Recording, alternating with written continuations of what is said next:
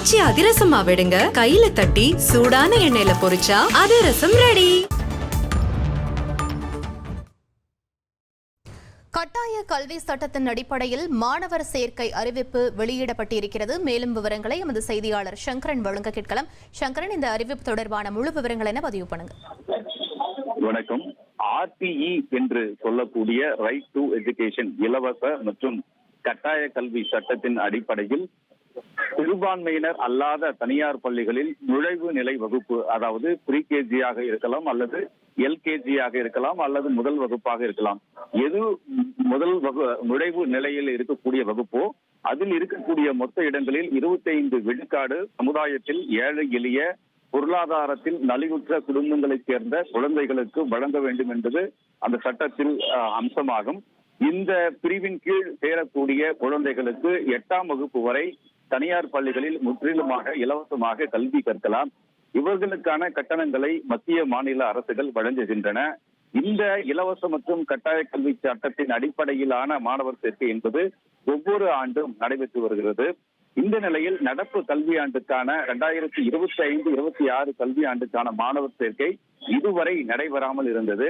ஏனெனில் ஏற்கனவே தமிழக அரசுக்கு மத்திய அரசு வழங்க வேண்டிய நிலுவைத் தொகை அதிகமாக இருந்ததன் காரணமாக இந்த மாணவர் சேர்க்கை தொடங்க முடியவில்லை என்ற ஒரு கருத்தை கல்வித்துறை வட்டாரங்கள் தொடர்ச்சியாக தெரிவித்து வந்தன. இந்த நிலையில் தற்போது இதற்கான அறிவிப்பு வெளியாகி இருக்கிறது. பள்ளிக்கல்வித்துறை முதன்மை செயலாளர் திரு சந்திரமோகன் இதற்கான அட்டவணையை வெளியிட்டிருக்கிறார்.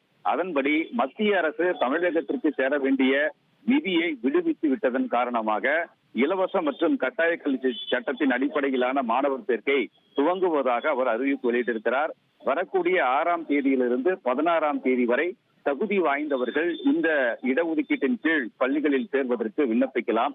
மேலும் முக்கியமாக ஒரு கருத்தை தெரிவித்திருக்கிறார். தற்போது ஏற்கனவே மாணவர் சேர்க்கை முடிந்து பள்ளிகள் துவங்கி காலாண்டு தேர்வும் முடிந்துவிட்டது. இப்படிப்பட்ட ஒரு சூழலில் இந்த இடஒதுக்கீட்டின் கீழ் தமிழகம் முழுவதும் 80,000 இடங்கள் இருக்கின்றன. இத்தனை 1000 இடங்கள் புதிதாக இனிமேல் விண்ணப்பித்து நிரப்ப முடியுமா என்பது ஒரு கேள்விக்குறி. இதன் காரணமாக தமிழக அரசு அந்த அறிவிப்பு முக்கியமான சில கருத்துக்களை தெரிவித்திருக்கிறது. ஏற்கனவே பள்ளியில் சேர்ந்த தனியார் பள்ளியில் சேர்ந்த குழந்தைகளில் இந்த இடஒதுக்கீட்டின் கீழ் தகுதி வாய்ந்த குழந்தைகள் மீண்டும் அதே பள்ளியில் தொடர்ந்து படிப்பதற்காக இதற்கு விண்ணப்பிக்கலாம் என்றும் தெரிவிக்கப்பட்டிருக்கிறது. மேலும் இதுவரை பள்ளிகளில் சேராத குழந்தைகள், தகுதி வாய்ந்த குழந்தைகளும் இந்த இடஒதுக்கீட்டின் கீழ் சேர்வதற்கு விண்ணப்பிக்கலாம் என்றும் திரு சந்திரமோகன் தெரிவித்திருக்கிறார். இதற்கான அந்த ரிசல்ட் என்பது யாருக்கு இந்த சேர்க்கை அட்மிஷன் வழங்கப்படுகிறது என்ற ரிசல்ட் வரக்கூடிய 16ஆம் தேதி அந்தந்த பள்ளிகளில் அறிவிப்பாக வெளியிடப்படும் என்ற தகவலையும் திரு சந்திரமோகன் தெரிவித்திருக்கிறார். எனவே நடப்பு கல்வியாண்டுக்கான அந்த RTE அட்மிஷன் என்பது, அதற்கான அட்டவணை என்பது தற்போது வெளியிடப்பட்டிருக்கிறது என்பது குறிப்பிடத்தக்கது. விவரங்களுக்கு நன்றி சங்கரன். ஆச்சி அதிரசமா விடுங்க, கையில தட்டி சூடான எண்ணெயில பொரிச்சா அதிரசம் ரெடி.